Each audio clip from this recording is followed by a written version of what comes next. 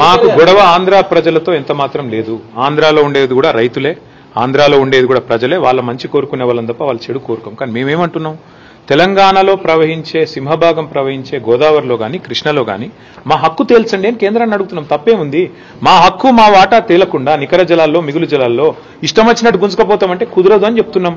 మరి మీరు చెప్పే స్ఫూర్తి కరెక్ట్ అయితే మరి కాళేశ్వరం కట్టినప్పుడు అడ్డుకున్నది ఎవరు? చంద్రబాబు నాయుడు కాదా? ఉత్తరాలు రాసింది ఎవరు? ఇదే ఆదిత్యనాథ్ దాస్ కాదా? ఉత్తరాలు రాసి కేంద్ర ప్రభుత్వంలో మీ పలుకుబడిని ఉపయోగించి మా ప్రాజెక్టులను అడ్డుకునే ప్రయత్నం చేయలేదా? మేము అడ్డుకుంటలేం.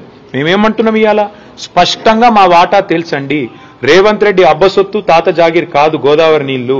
రేవంత్ రెడ్డి ఇష్టం వచ్చినట్టు సంతర్పణ చేస్తానంటే తెలంగాణ ప్రజలు ఊకోరు. నెల రోజుల్లో కమిటీ వేస్తా. ఎవరిని అడిగేస్తున్నావు కమిటీ? ఎవరిని అడిగి వేసినావు కమిటీ?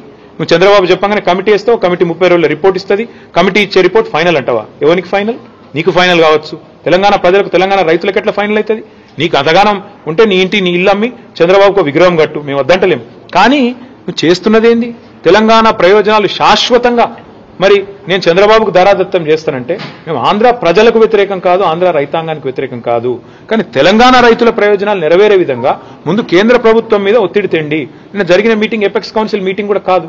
మరి ఎపెక్స్ కౌన్సిల్ మీటింగ్ కాదు, ఇన్ఫార్మల్ మీటింగ్ అని ముఖ్యమంత్రి చెప్తున్నాడు. మరి ఇన్ఫార్మల్ మీటింగ్ లో తీసుకున్న నిర్ణయం, అందులో వేసే కమిటీ, దానికి ఉండే చట్టబద్ధత, దానికి ఉండే ఆమోదయోగ్యత ఏ పార్టీదండి నాకు అర్థం కాదు.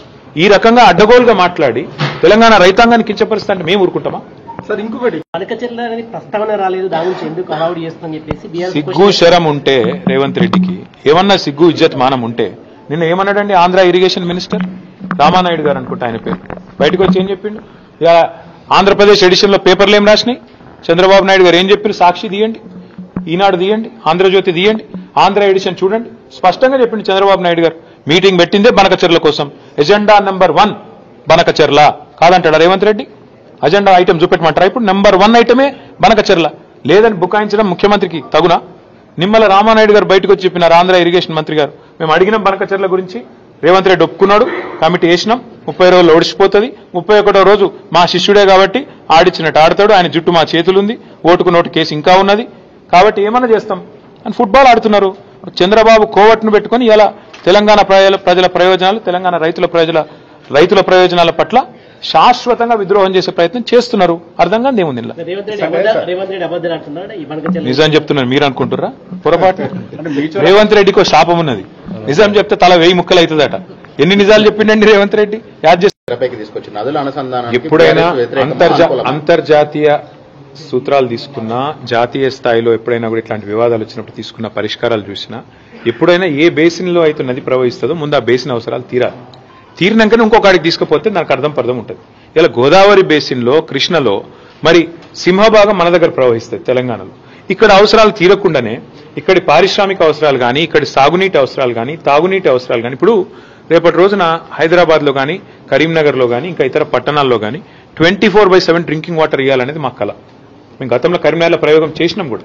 మరి అట్లాంటి అన్ని ఇంకా తేల్చకుండానే, ఎన్ని నీళ్ళు అవసరమైతే లెక్కలు తీయకుండానే కిందికి నీళ్లు వృధాగా పోతున్నాయి, మేము పట్టుకపోతామంటే ముందు బేసిన్ అవసరాలు తీరనియండి.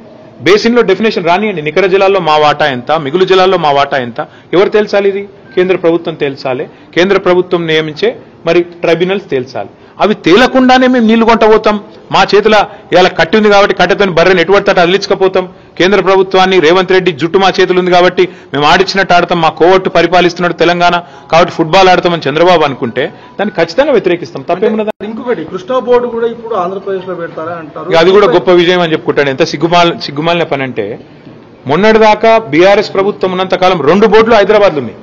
Godavari river management board, KRMB 2 ఇక్కడనే ఉండే ఆఫీసు. ఇవాళ KRMBని ఆంధ్రాకు తరలించి, అది కూడా గొప్ప విజయం అని చెప్పుకుంటాడు ముఖ్యమంత్రి. దీన్ని నవ్విపోదురుగాక నాకేమి సిగ్గన్నట్టు ఉన్న ఆఫీస్ ఎత్తగొట్టి, ఉన్న ఆఫీస్ ఉడగొట్టి, సిగ్గు లేకుండా ఇంకా నేనేదో గొప్ప విజయం సాధించినా అని చెప్పి మాట్లాడితే ప్రజలకు అర్థం కాదనుకుంటున్నాడు రేవంత్ రెడ్డి. నేను అడుగుతా ఉన్నా. చివరిగా నేను అనేది, ఈ విషయంలో అందరికంటే ఎక్కువ బాధ్యత ఉన్నది కేంద్ర ప్రభుత్వానికి. వాళ్ళు స్పందించాలి.